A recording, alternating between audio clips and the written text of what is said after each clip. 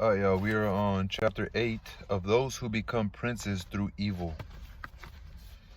I must mention two other ways for a private citizen to become a prince that cannot be attributed to fortune or skill, though I shall discuss one of them at greater length when I speak of republics. These are when a man obtains a principality in an evil or nefarious way, or when a private citizen, by the favor of his fellow citizens, becomes the prince of his state. Speaking of the first way, I shall offer two examples, one ancient, the other from our times, and shall leave it at that, as these examples will be enough for anyone constrained to imitate them. When Agathocles the Sicilian became king of Syracuse, Agathocles, Agathocles, the Sicilian became king of Syracuse, he did so not only as a private citizen, but as one who came from the lowliest and most humble circumstances. He was the son of a potter and led a wicked life from first to last. It's a trip, man. He came from nothing, but he was considered wicked. Yet he combined his wickedness with such skill of mind and body that when he joined the army, he rose through the ranks to become praetor of Syracuse. Not praetor, praetor, Praetor of Syracuse. Once established in that position, he set about becoming prince and retaining his principality by means of violence, without depending on others for that which he had originally been granted by his fellow citizens. He conspired with Hamilcar the Carthaginian, who was waging war in Sicily with his army, and one morning Agathocles called together the people and the Senate of Syracuse as if to discuss important issues concerning the republic, and then at a signal to his soldiers had them kill all the senators and the richest men of the city.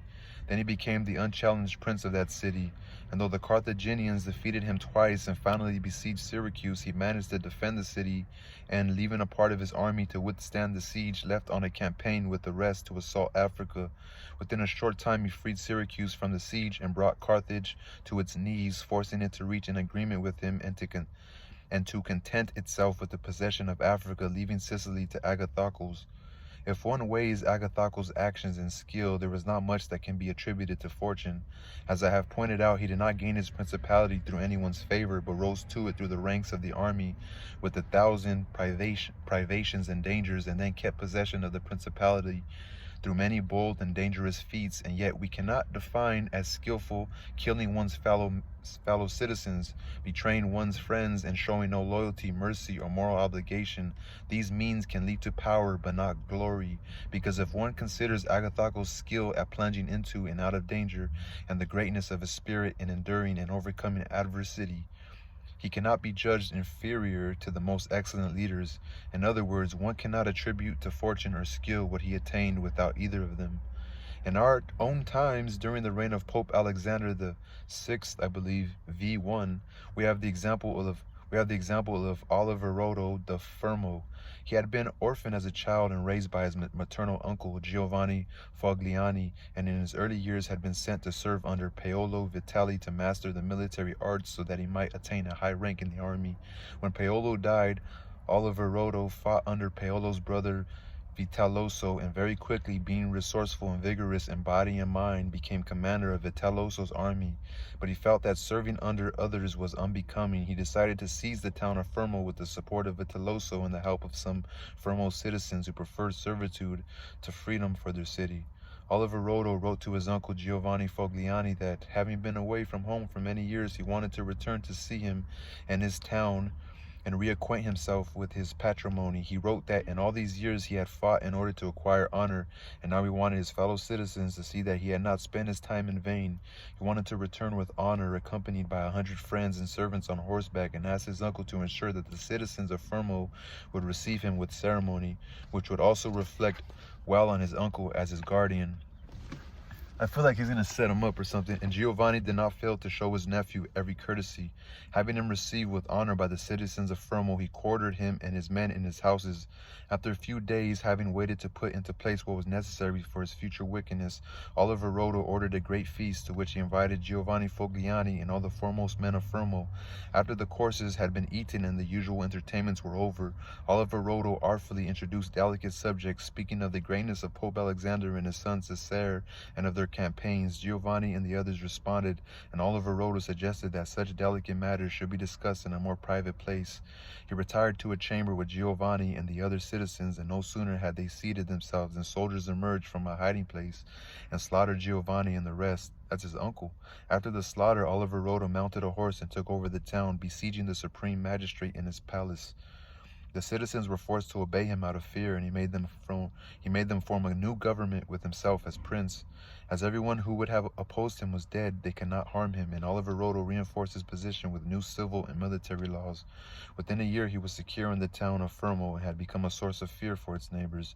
It would have been as hard to defeat him as to defeat Agathocles had Oliverodo not let himself be deceived by Cesare Borgia. Oh shit, Cesare Borgia. Which he was also, or Cesare Borgia was actually a smart man, right? He's the one that ends up dying a little too early, who, as I have mentioned, trapped the Orsini and the Vitelli in Senigallia. It was in Senigallia a year after Oliverodo had murdered his uncle that he was strangled along with Vitaloso, who had been his tutor in skill and wickedness. So he was strangled, so he was murdered. One might wonder how Agathocles and others like him, after countless betrayals and so much cruelty, could live so long and securely in their states and defend themselves from outside enemies, and why they were never conspired against by their citizens, whereas many others could not retain their states through cruelty, either in times of peace or in the uncertain times of war. I believe this depends upon whether cruelty is used well or badly. Cruelty can be called well used if it is even permitted to use the word well in connection with evil. If it is executed at a single stroke out of the necessity to secure one's power, and is then not continued but converted into the greatest possible benefit for one's subjects. Badly used cruelty is cruelty that, even if initially limited, increases with time rather than subsiding. Those who follow the first path can maintain their position in their state with the blessing of God and man, as Agathocles did. The others cannot possibly survive. That's meaning, like, you're either going to be all the way in being a cruel boss, or you're going to fucking, show some signs of weaknesses. And, because when you're being mean to people, there's going to be a lot of people coming at you, So they're going to want to, a prince can conclude from this that when he conquers a state, he must weigh all the acts of cruelty that are necessary and execute them all at a single stroke, so they will not have to be repeated every day. And by not repeating them, assure the people and win them over by subsequently benefiting them. So you want to show them that, hey, if you need to fucking take somebody out that's trying to fucking go against you, you'll take them out. But your cruelty, you still want things to run smoothly. So you're looking out for the people, you're giving opportunities to people that do want to thrive in your city, but you're still a ruler that, it's a good thing in business. Like, if you're gonna fire somebody, you show no partiality, but you're cool with everybody. Like, so the people that respect you are also respectable people, A prince can conclude from this that when he conquers a state, he must weigh all the acts of cruelty that are necessary and execute them at all a single stroke, so they will not have to be repeated every day. And by not repeating them, assure the people and win them over by subsequently benefiting them. Whoever proceeds otherwise through fear or bad judgment must always keep a knife at hand. He can never rely on his subjects, as they cannot feel secure under him. Therefore, any cruelty has to be executed at once, so that the less it is tasted, the less it offends, while benefits must be dispensed little by little, so that they will be savored all the more. Primarily, a prince must live with his subjects in such a way that no incident, either good or bad, should make him change his course, because when bad times cause him to employ more stringent methods, it will be too late. Nor will the good he does benefit him, because it will be judged to have been forced. That was the end of that.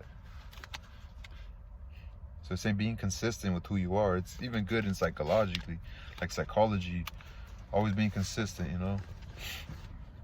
Peace, y'all.